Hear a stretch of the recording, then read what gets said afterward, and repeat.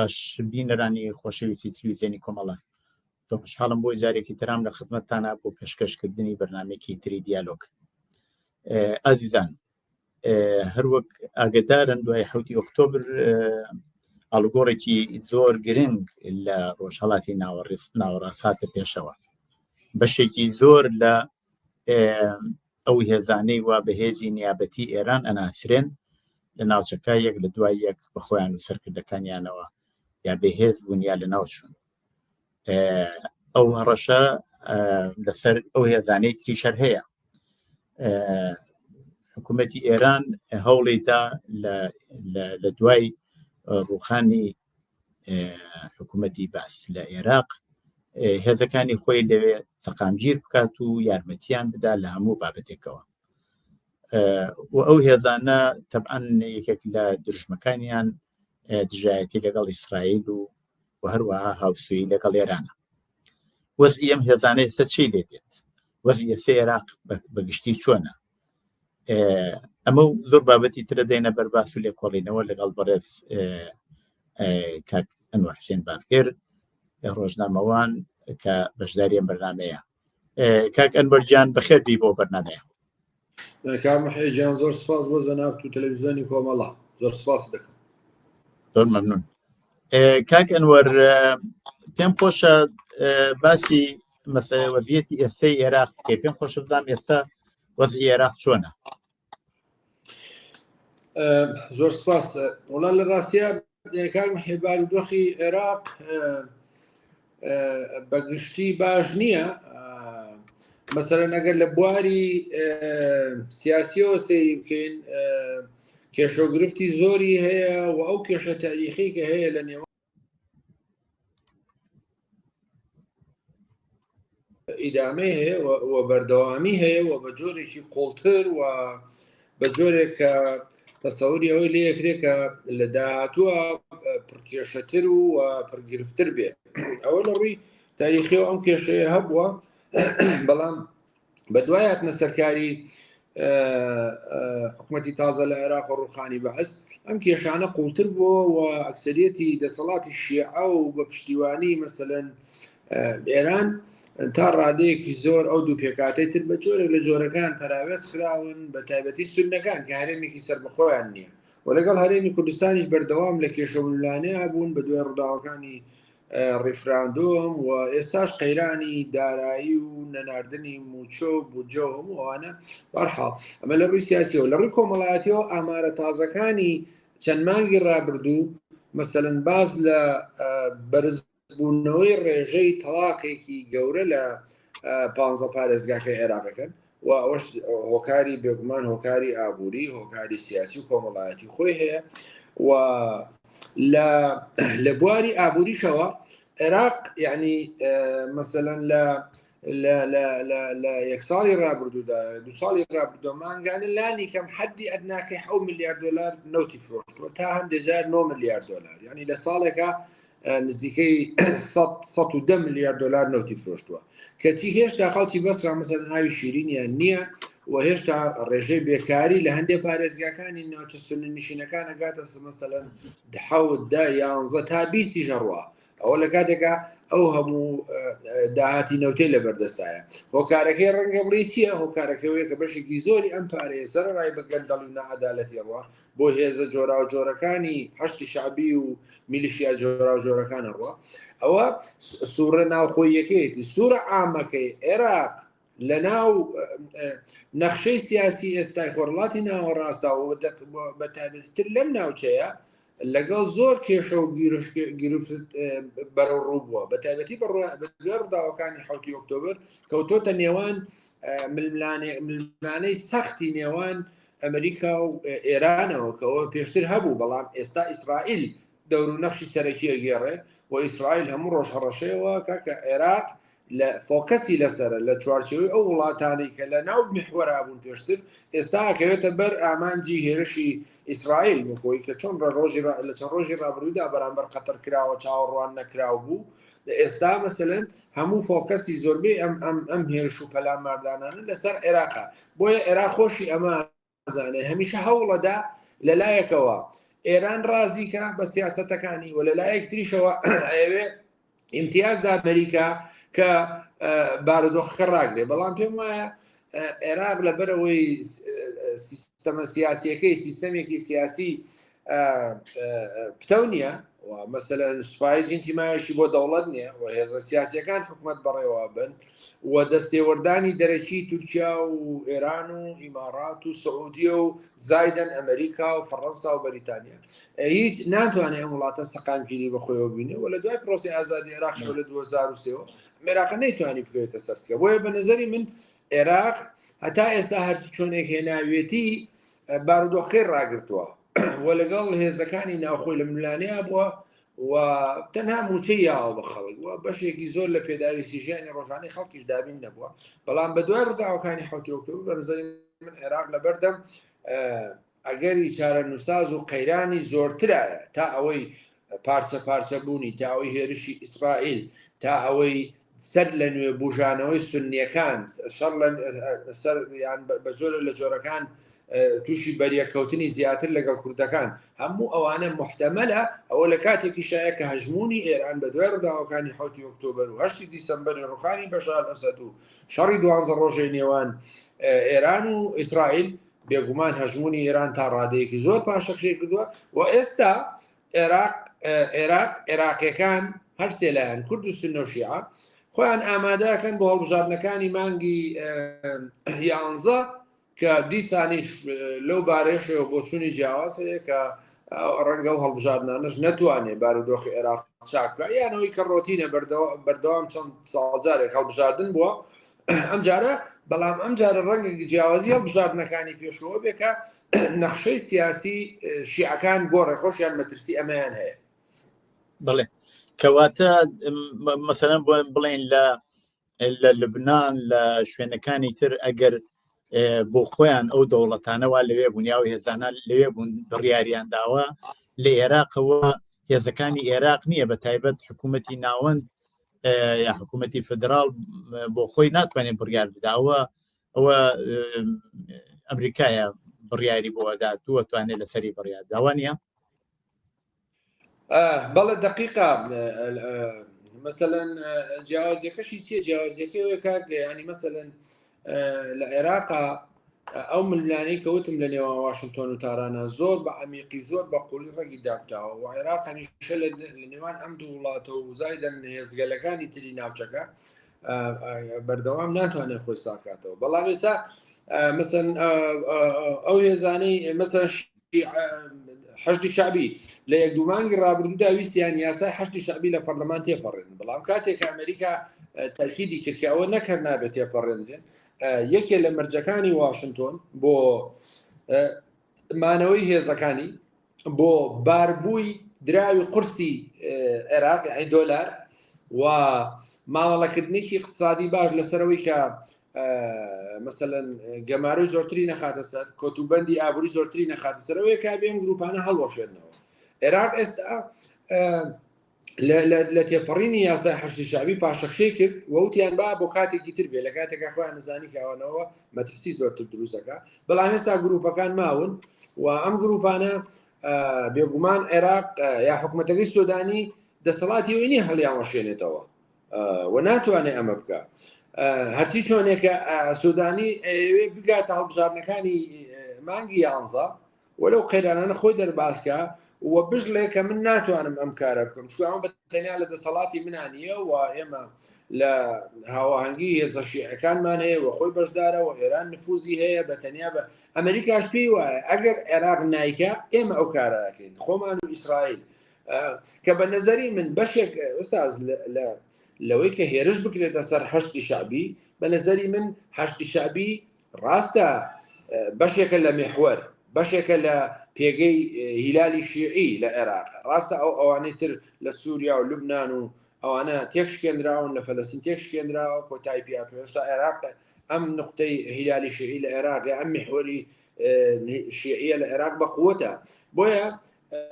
ئیسرائیل و ئەمریکا حەشتی شعبی لە حەشتی شعبی نیگەرانن لە پێگە نفوزی نیگەرانن. بەڵام بە نەزەری من ئەسلی ئامانجەکەیان بۆی کە هێرش بکەنە سەر عێراق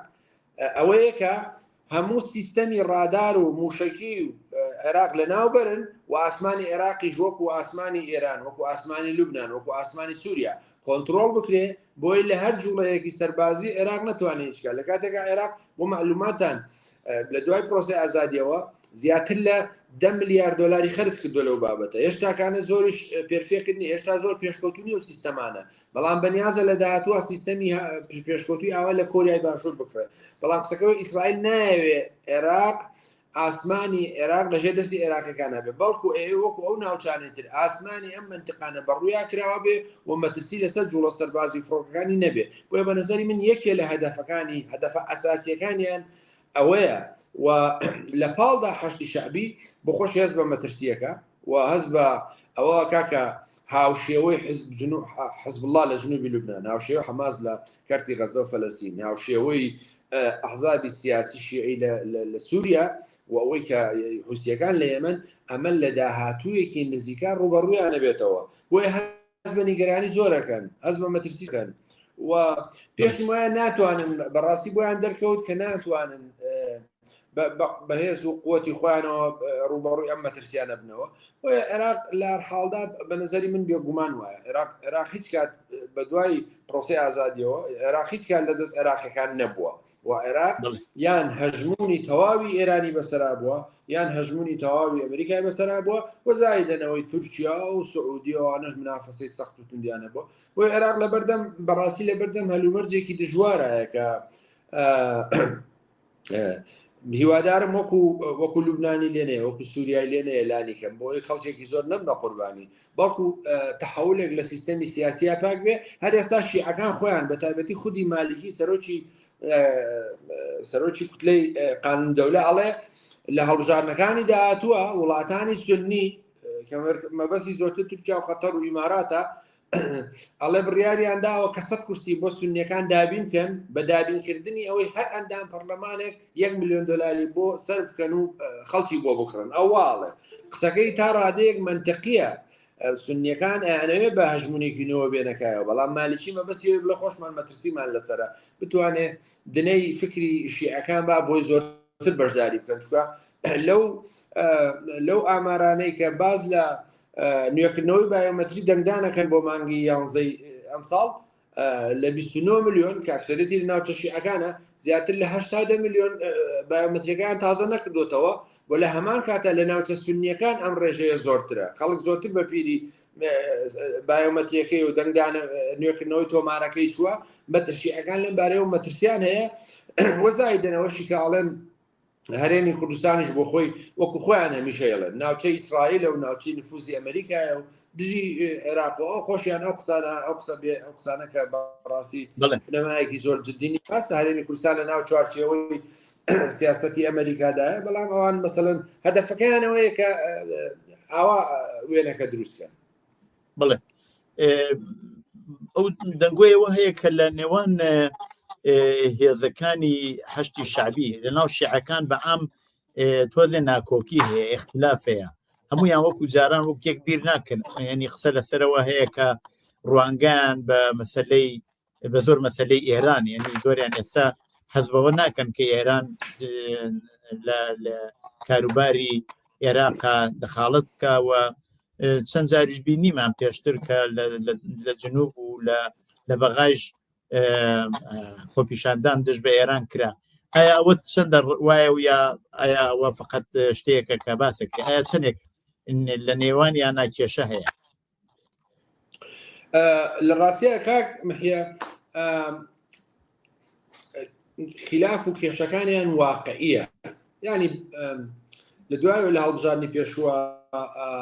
تەحالفێکی شیعی پێکات بە ناوی ئیتاری تەنسیقی ماڵی شیعی بەڵام جگەلەوەی کە ئێستا ئیتارەکە خۆی کێشەگرفتی زۆری بۆ دروست بووە مەسەلەن لەم هەڵبژاردنانەی کە باسم کرد سۆدانی سەرۆکوەزیران لیستێکی هەیە بە ناوی ئەعمار و تەنمیە لەگەڵ فاڵح فەیازی لێپسراوی حەشتی شعبی و لەگەڵ ئایاد عەلاوی سەرۆکوەزیرانی پێشووتر و لەگەڵ هەندێک هێزی بچووک و لەگەڵ هەندێک هێزی عەشایری منتەقەکان بانگەشەی ئەوە کاکە ئەوان لەو هەڵبژاردنانە 100 کورسیەنن و پارە و ئیمکاناتێکی زۆریشیان لەبەردەستە و تا ڕادەیەکیش لە حکوومەتەکە توانیوێت هێندی ئیمتیاز بخۆی پیا بکە و سەرنجی خەڵک ڕاکێشێ. ئەمە زۆر گرفتی دروست کردۆ بۆ قایمەی دەوڵەت قانونەی مالیکی و مالیکی ئەمە بە هەڕەشە جددی ئەزانێ و هەوڵەدا ئەو مالیکی نیەتی هەبوو یاوا بیرەکاتەوە کە پێویست بۆ ئەم جارە ڕئیس وزەرا وەربگرێتەوە. بەڵام ئێستا کۆکردنەوەی بەشە لە هێزە شیعەکان لەگەڵ سۆدانی ڕەنگە ئەم خەونەی مالیکی لەبار بەرێ و مالیکی لەم حاڵەتەیە بە نەزەری من ڕەنگە پەنا بۆ هێز و بۆ پشێوی و بۆ ئاژاوەش بەرێ. دوایەوە مەسەلەن کوتلەی عەسایبی ئەهلی حەق ئەمانە بۆ خۆیان بە گیان و تێڕوانینێکی تەواو جیاوازیان هەیە کاڵن هەموو بەشێکی زۆری کێشەکان نەبێ بە چەک حەل بکرێ و ئەمریکا بەشەڕ بکرێتە دەرەوە زایدن کەتیبەکانی سەید شوهەدا و چوچی. دوایەوە هێزگەلی تری وەکو عەمار حەکیم و کاندیدەکانی ئێستا وەزیرانی پێشووتر یعنی عێراق ئێستا شیعەکان لەناو نزیکەی 16 تەکەتولی جیاوازیان هەیە 16 قایمەی جیاوازیان هەیە و ئەمانە هەندێکیان بەڕاستی لەژێر ئەو هەژمون و ئۆتۆریتەی پێشتری ئێرانە نەماون یان پێیان باشە وا نەبێ وەکو مەسەلەن لیستەکەی سودانی و عەیاد عەلاوی. ئەمە بە نەزەری من بۆ خۆش زۆری ئەو هەموو قایمەیە و ئەو هەموو هێزگە لە جیاوازە دەلالەتە لەوەی کە شیعەکان بخۆیان لەناو خۆیان گرفتیان هەیە و قورسترین ململانێژ پڕکێشەترین ململانێ نێوان سۆدانی و مالیکی لەسەر پۆستی ڕێزوزەرا و هێنانی دەنگی زۆرینەیە.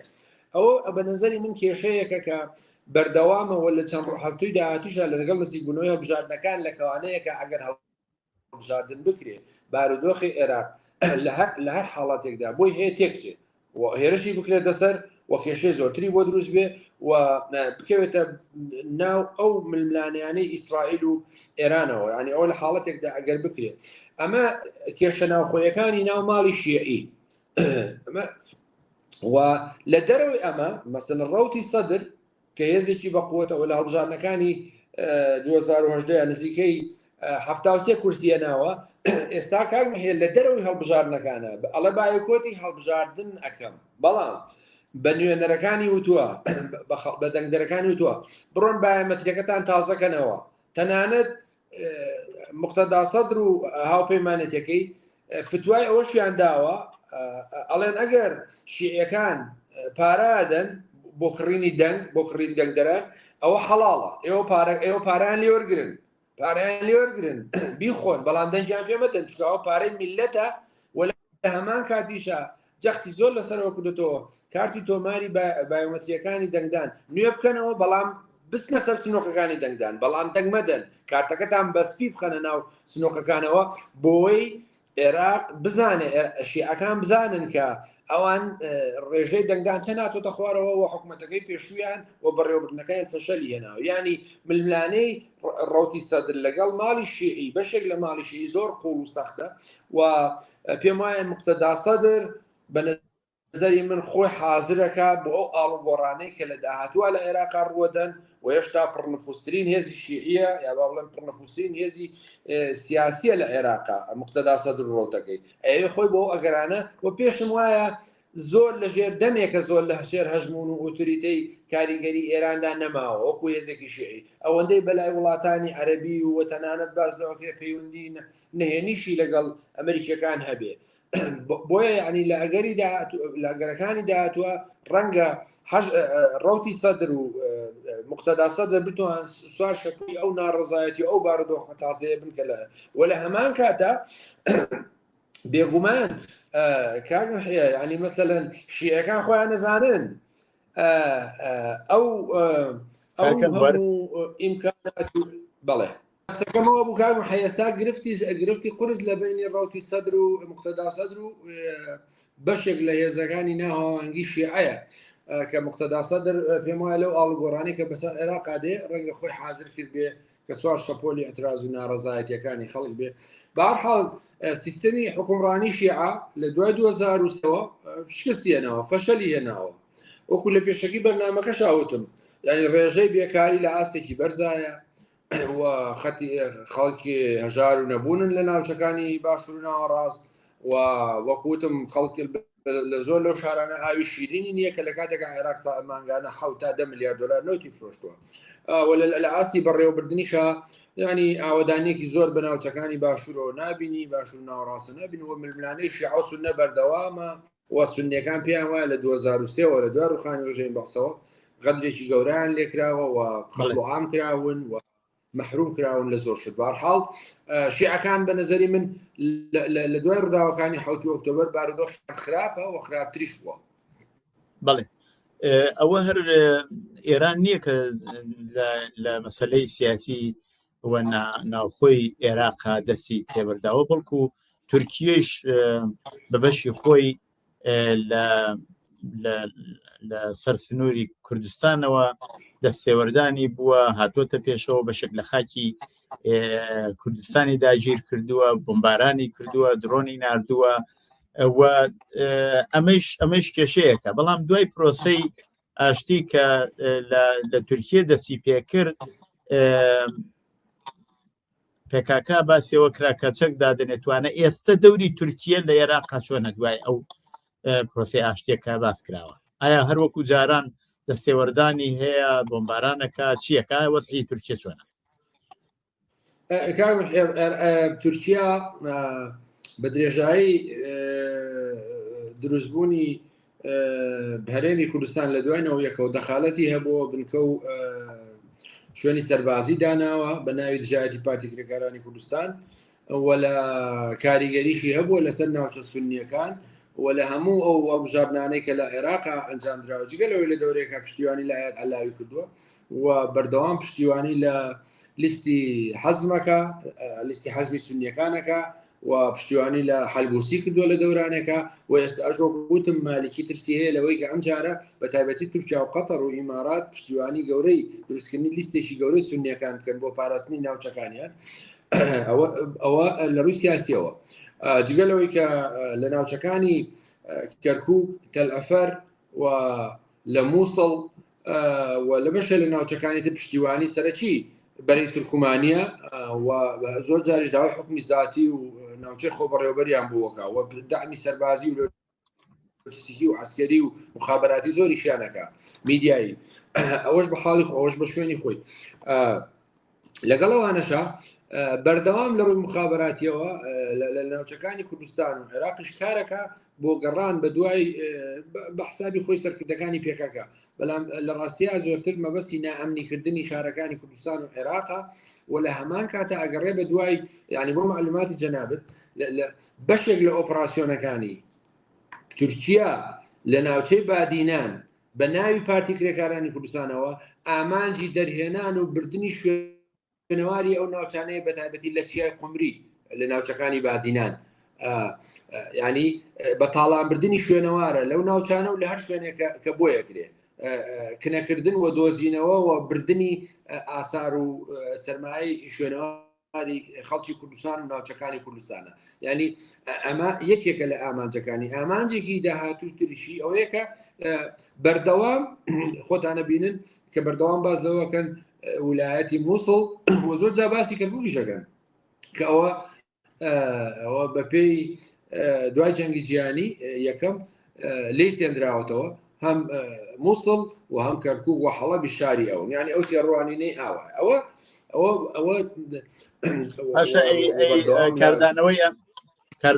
کاردانەوەی ئەمریکا لەو بابەتەوە چیە یا ئیسرائیل بۆ خۆتان نەزانن لە کێشەی لەو مەسەلەی کە لە قەتەریش ڕوویدا تورکیە تەبعەن ئەوەی ئەو کاری پێ باش نەبوو و بەشێک لە سەرکردەکانی حماس لە هێنن لە تورکیەن ئایا تو لەو بابەتەوە ئەمریکا و ئیسرائیل لەنەچی دانی کاک محی پێم وایە جێگۆپۆلیتیکی ئەنکەرە بۆ ئەمریکا گرنگە چ لە شەڕی ساردا چ لە شەڕی ئۆکراینیا چ لە شەڕی داعشا لە هەموو ئەوانە مەسەرن کەم و زۆر ئەوە لەبەر چاوگیراوە لە ئێستاش لەو هەلومەرجایە بە نظری من ئەمریکا هێشتا جێگا و جێگا و جیۆپۆلیتیکی تورکیا بۆ ئەمریکا و بۆ خۆراوە گرنگە و هیچ بربەستێکیشیان نەخستۆتە بەردەستی وەتەنانەت لە زۆر شتیشا پشتیوانیان کردو مەسەلەنەوەی کە بەخواستی تورکیا لیستی پەکەکە خراوەتە لیستی تیرۆرەوە و ڕێگا بە قەتڵ و ئام و کوشتنی گەریلاکانیان و بەرپرسەکانیان دراوە لە کوردستانی عێراق و قەندیل و ناوچەکانی تر وە لە هەمان کاتا زۆر جار فشار خراوەتە سەر هەرێمی کوردستان و عێراقیش کە نابێت هیچ هەماهەنگێکی پێکەکە بکرێت ئەمریکا لەو بارەیەوە بە نەزەری من پشتیوانی کردەوە بێدەنگە لە بوونی زیاتر لە 30-40 بنکە و بارگای تورکیا لە ناوچەکانی بادینان لە کاتێکە مەسەن زۆر نیگەرانە لە بوونی هەست پاسدارێک لە ئێران هەر بنکەیەکی ئیطلاعات لە ئێران و هەر دەخالەتێکی ئێران لە عێراق یعنی قسەکەوەیە لەم بارەیەوە پارادۆکسێک هەیە کە ئەمریکا لە هەموو هەژمون و هەموو جینایەتەکانی تورکیا بێدەنگە کەچی مەسەلەن بۆ هەموو لەحزەیەکی ئێرانیەکان نیگەرانە و فشاری زۆرترە خاتە سەرەرا کە بە نەزەری منە بوو بۆ هەردووکی وابێ ئەو بە شوێنی خۆی بۆی بۆشت بسەلمێنم کە چاوپۆشیەکە لە هەژمونی ئەنکەرە لە عێراق ئێستا کاک مەحیا ئێستا خەریکی تورکیا عێراق خەریکی دروستکردنی ڕێگایەکی اقتصادین بەناوی ڕێگای گەشەپێدان کە لە فاو دەست پێیەکە نزیکەی 1175 کیلۆمەتر ئەگاتە تورکیا لە فیشقابوورە ئەگاتە تورکیا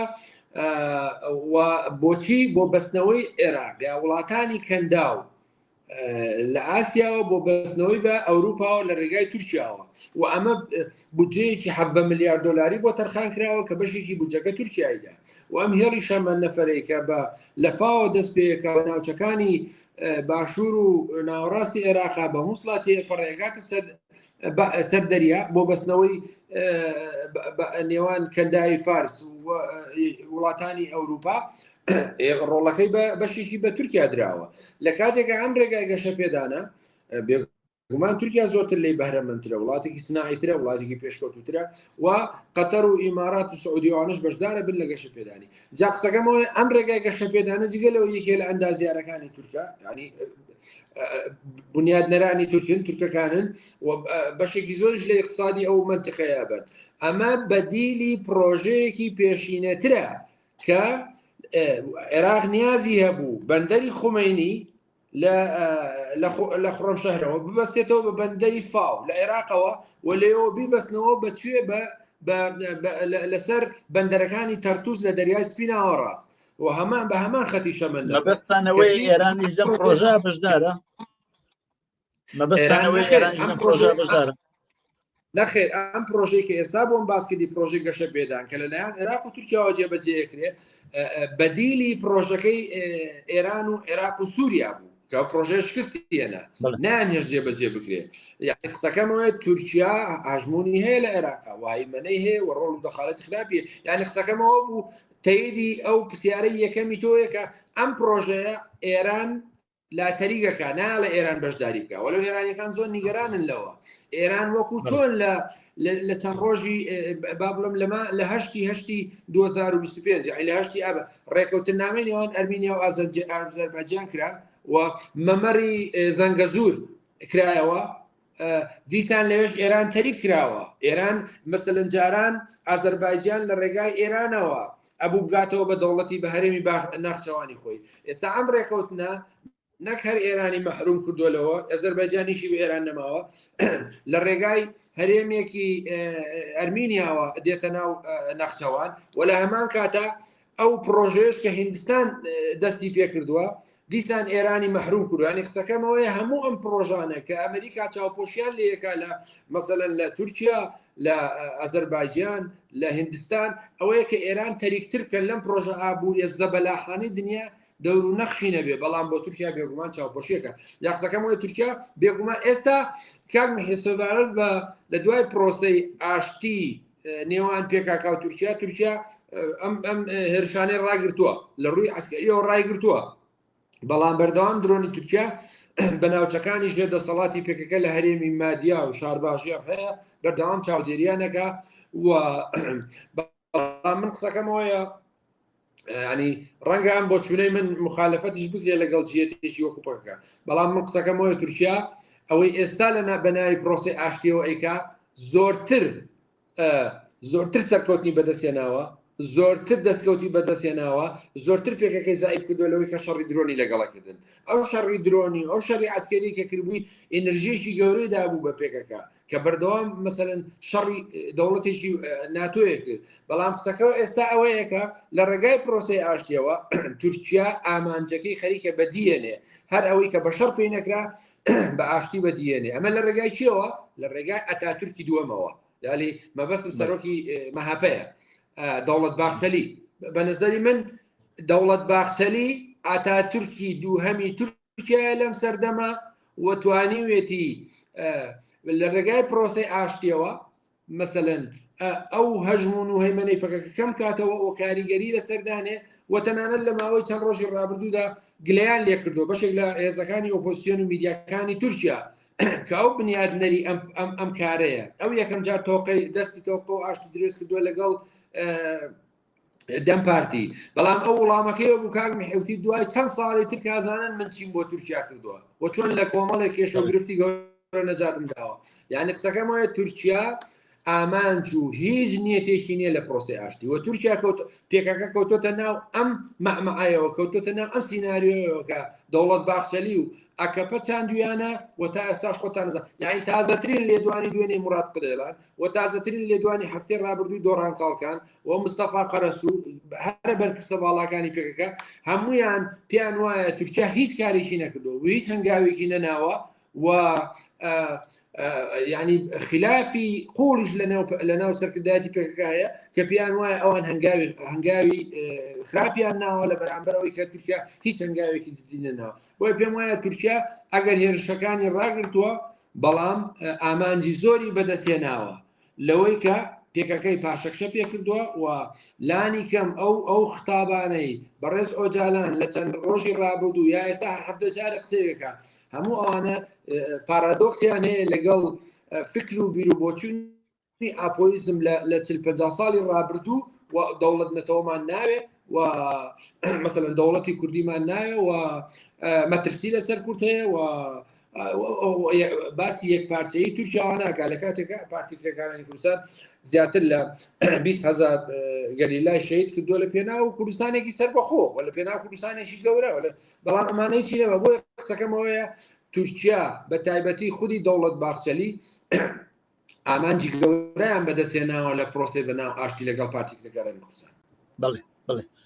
ئەگەر هەر بگەڕینەوە سەر دیسان دەوری ئەمریکا تازەی ئەمریکا ڕەشەی کردووە کەسێک گیراوە کەسێک بەدیل گیراوە لە عێراق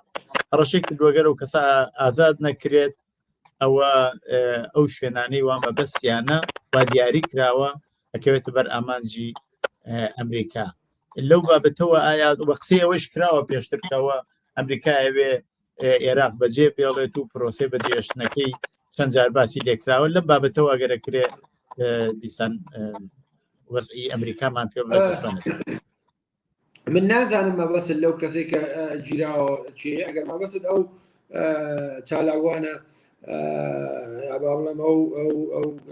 ئیسرائیلیە ئازادیان کردووە لە بەرامبەر ئیسرائیل لە داوای چەند کەسێکیان کردو ئێمە ئەومان ئازاد کردووە ئەگەر مەبەستەوە بێ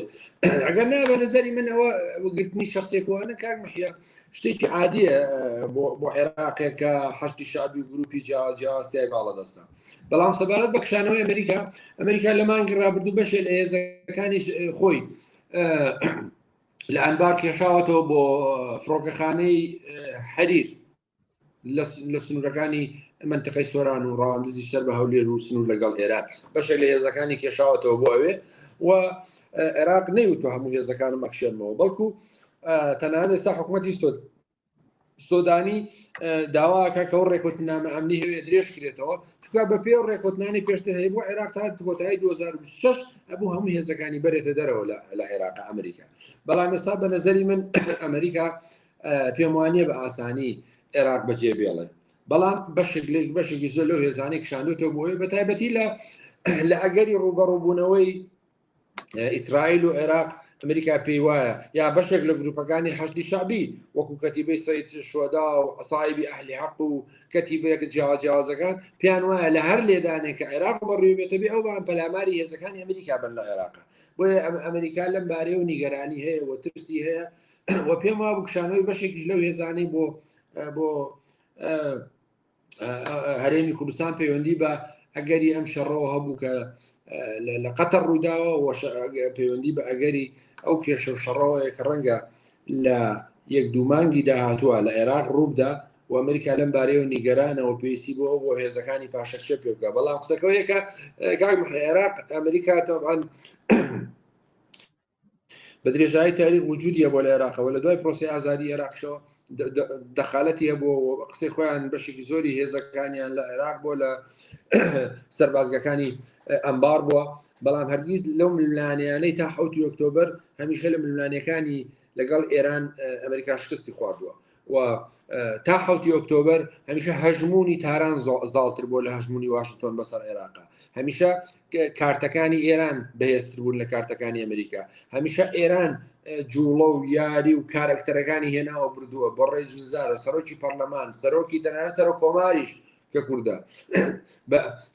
بە نەخشەی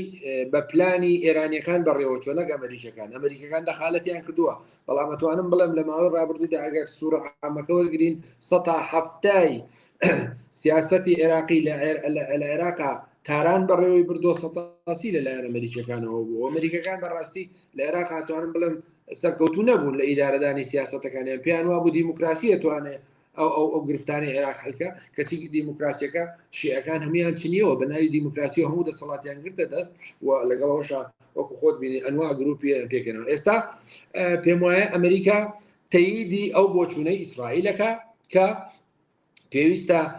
عێراقیش وەکو هاوشێوی وڵاتانی تری میحوەر وڵاتانی هیلالی شیعی زەربەی لێ بدرێ و هێرشی بکرێتە سەر ئەمریکا ئەمە ڕەت ناکاتەوە. بەڵام بە نەزەری من ئەمریکا نەوتەکەی عێراقی بۆ گرنگە و جیۆپۆلیتیکەی عێراقی بۆ گرنگە وەلانی کەم ئەشێوێ عێراق نەشێوێ ئەوەشی بۆ گرنگە. بەڵام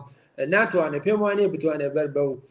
هەژمون و هەیمەنە ئیسرائیل بگرێت. کاگەمەحیە لە دوای ڕووداوەکانی 7 ئۆکتۆبرەوە مثلەن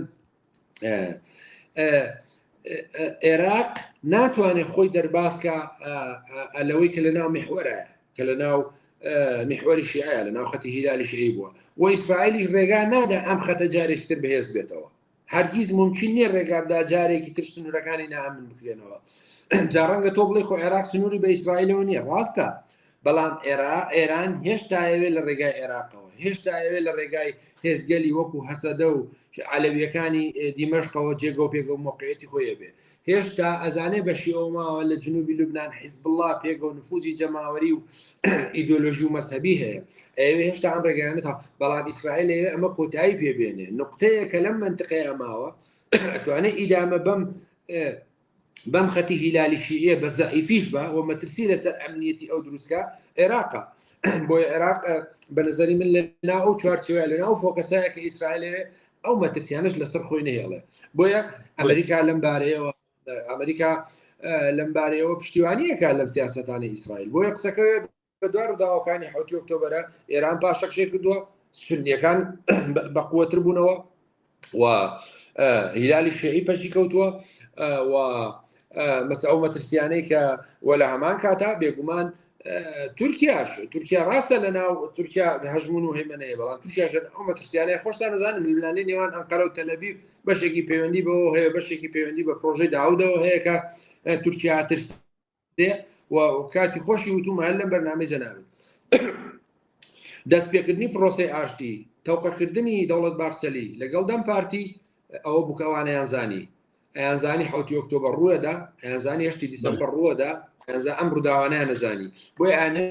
هەرچی چۆنە گرنگەکە کورد دەستی نەگا بە هیچ یان تورکیا بە کەمترین زەرر لەم بارودۆخەیە بێتە دەرەوە. بۆیە ئەو کارتیان لەگەڵ پەکە بەکارێنەوە کە پێم وایە جگەلەوەی کە خۆیانێنێ ئامانجە سیاسی و ئابوووریەکانیان بەدیبین هیچ لە خەمی نە پرۆسەی ئاشتی نە لە خەمی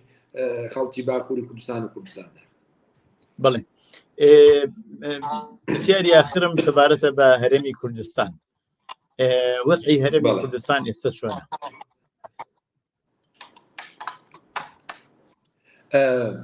وەزعی هەرێمی کوردستان ئەتوانم بڵێم باش نییە بە دەلایلی جۆرا و جۆر. جارە یەکێ لە فاکتە بەهێزەکانی هەموو سیستەمێک هەرێمێک حکوومەتێکەوەیە خەڵک پشتیوانی لە دەسەڵات و حکوومەتەکە بکە. بەداخەوە کە حکوومەتی هەرێمی کوردستان لەم بارەیەوە کێشەی هەیە لەگە خەڵک، یعنی هیا باڵم خەڵک کێشەی هەیە لەوەی کە تۆ بە 3 مانگ جارێ موچەکەی پێ نادەی و ئەمە گەورەترین مەترسیە لەسەر ژیانی خەڵک. لایەکی تریشەوە بێگومان هەرێمی کوردستان بەردەوام دابەش کراوە بەسەر دوو خەتی تورکی و ئێرانی و ئەمانەش کاریگەری نێگەتیفی لەسەر هەیە. هەرچەندە ئەمریکا لە ناو بەشە لە دۆستەکانی خۆی یا لە ناو میحوەری دۆستانی خۆی حسابی لەسەرەکە،